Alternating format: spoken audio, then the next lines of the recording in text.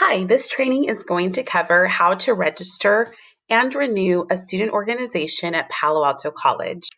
So here is the overview of what is required for a registered student organization at Palo Alto College. The first step is going to be to register your organization on the Palo Alto College page in Alamo Experience, which I'll show you in just a bit. On Alamo Experience, you can also find the Registered Student Organization Handbook, as well as documents that will give you more information on starting a student organization. And that's going to be located on the Student Life page in Alamo Experience, which I'll also show you. Your organization also has to have a faculty or staff advisor and 10 members. And the members must meet the requirements below. They have to be enrolled in at least one class at PAC, be in good academic standing, and not have any disciplinary suspensions. We do encourage you to elect officers. Each organization will have to have at least a president and a vice president and a treasurer. Every officer and advisor has to go through training every semester where we give updates on all of the business related to student organizations. We do require our organizations to participate in Club Rush, which is our involvement fair that we have every semester. And if for some reason scheduling doesn't permit, you can work with the Office of Student Life to make up for this requirement and have an equivalent recruitment opportunity. Organizations that register by the first Friday in October are eligible for student activities fee funding, which the student organization training goes into more depth about this, and you can learn more on our Alamo Experience page at PAC Student Life. And the funding is based on availability if you register after the first Friday in October.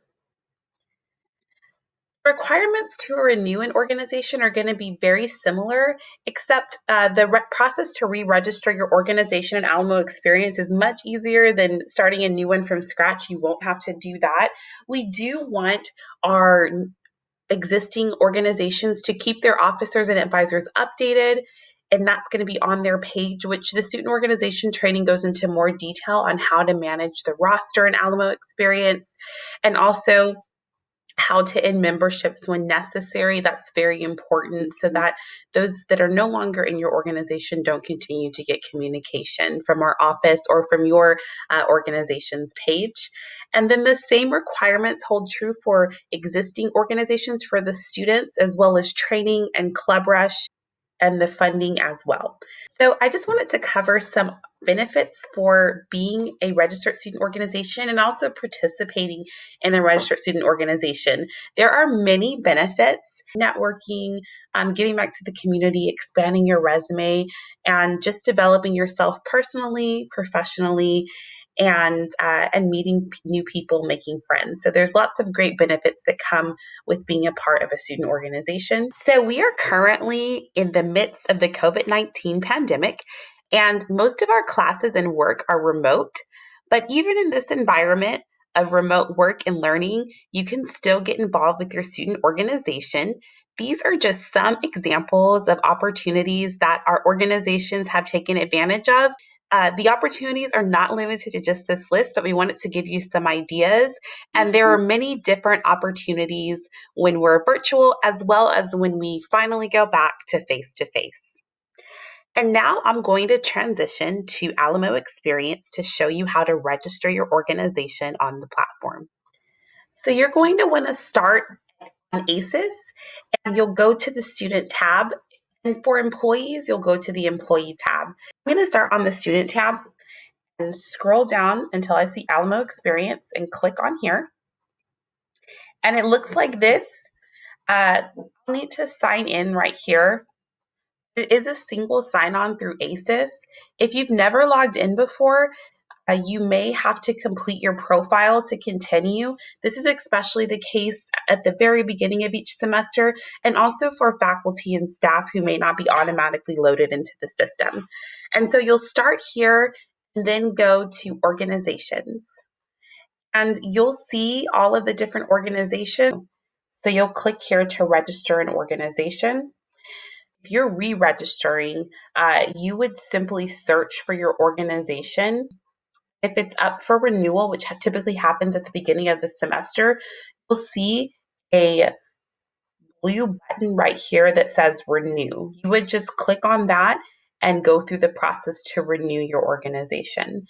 If you're registering a new organization, you're going to click here to register a new organization. The application process for both is the same, except if you're re-registering, all of the pages are going to be pre-filled out, and you'll just have to update anything that's new. And if there's nothing new, you really won't have a lot that you need to add. The first page has the registration instructions, and I wanted to point out submissions. So I'll show you at the end where all of your submissions are held, but the good news is that your progress can be saved throughout this application. So if you need to work on it, save and come back, you can always do that. You won't have to start all over. So you'll have to put the name of your organization, and I'm going to go ahead and put sample student organization. And you can also pick an acronym or nickname if you want to. One thing that I want to highlight is that at PAC, all of our organizations have to start off with PAC. And since for now this is just a test to show you how to do this, I'm not going to make an in-depth description, but you would want to put a organization summary, and then you can make a longer description as well.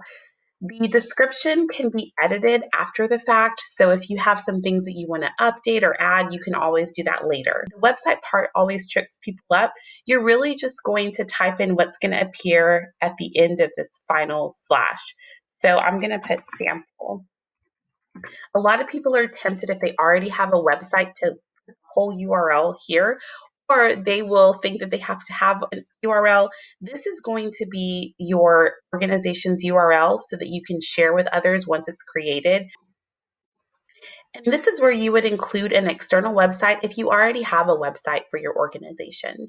You can also add your social media information and contact information.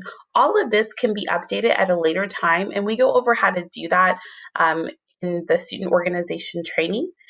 Next thing is going to be your organization's interest. So this is what people would use if they want to search to see what kind of organizations they're interested in. You can go through here and add the different interests that your organization has.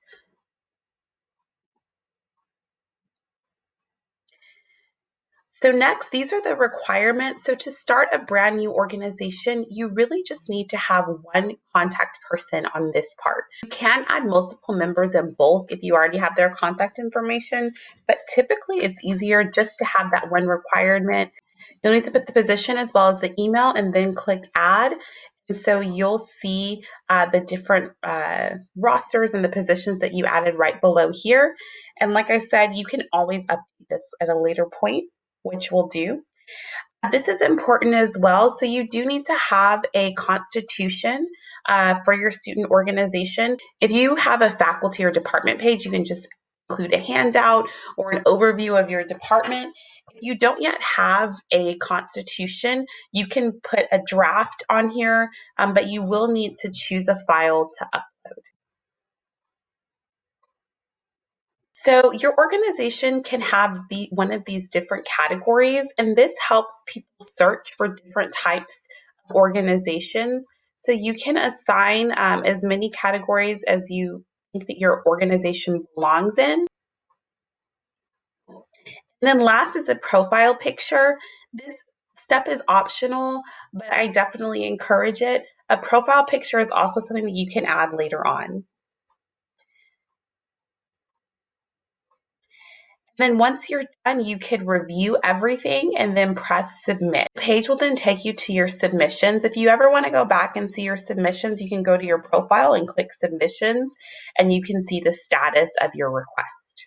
So that's how you register and re-register your organization. The last thing that I want to show you is an important resource, our PAC Student Life page. And if you go here to our documents section, you'll see all of our different organization resources here.